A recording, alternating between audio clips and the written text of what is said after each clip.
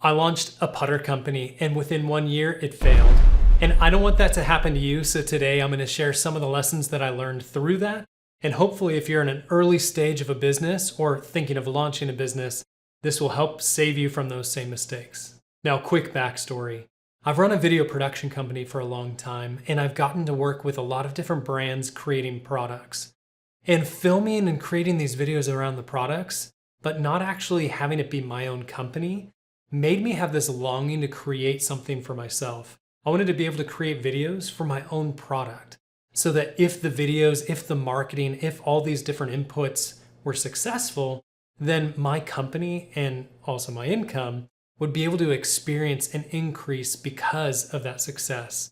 And so that's why I launched this. I reached out to a good buddy of mine who already had a putter company, and I pitched a slightly different concept that would be focused on the US market to try to create a putter company that was a little more youthful, energetic, and fun.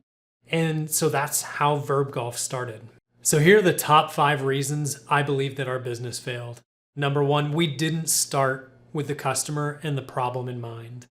We kind of assumed what the problem was. We assumed that more people wanted a high quality putter at a reasonable price that they could personalize or customize.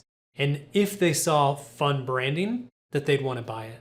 Number 2 is our lack of innovation. Now, we used a very classic putter design, and it's a beautiful putter that works really, really well. Great balance, great feel, but it doesn't stand out from bird's eye view from the rest of the competition. If you're just scrolling through a feed and you see it, you wouldn't necessarily know this is a new putter that you should think about investing in. Number 3, we overestimated our ability to do this business and launch it as a side hustle. Both me and my business partner had other businesses that we ran, and so we were hoping to put in 1 day a week, 4 hours, 16 hours, depending on each week, put in time. But ultimately, as the business wasn't starting to make income as quickly as we thought, we ended up investing much more time in our other businesses just to pay the bills. And that led to us probably not putting nearly enough time into the business to actually make it succeed. The number 4 reason is we weren't patient enough, aka we didn't play the long game. When you want to build a company or a business based on brand, who you are, your culture, the kinds of people you work with, that takes a lot of time to develop brand, creating a bunch of videos, content, educating people, and trying to do that within 6 months, a year, is nearly impossible without a lot of paid advertising or connections in the first place. And so I think what we really needed, it was to invest a lot of time, but we didn't really have the time or risk tolerance to do that.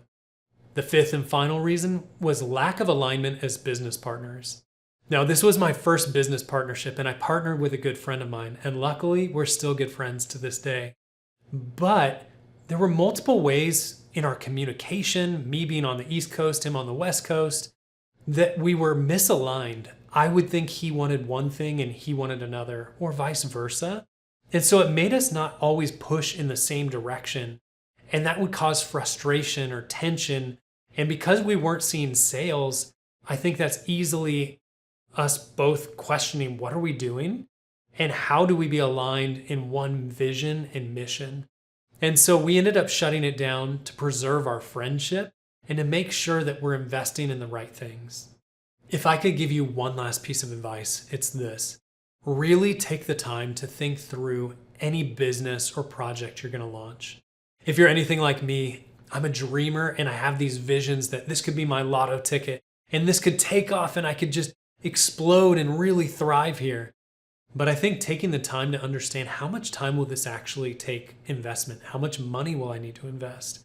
And really make sure that everything is in alignment so that you don't create something that just takes away from you, your family, your business, your finances, but actually is a support to you in the long term.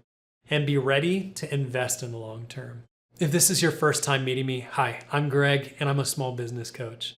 I've spent the last 15 years as a serial entrepreneur, and I love working with people to help understand how to not just grow their business, but how to actually think about the inner workings of who they are their identity, their purpose, and how does that all come into alignment with their business so that they can be working on things that actually gives them fulfillment and supports their family in the ways that it needs. So if you're ever curious about what it could look like to help grow your business sustainably, reach out to me at LarimoreCoaching.com.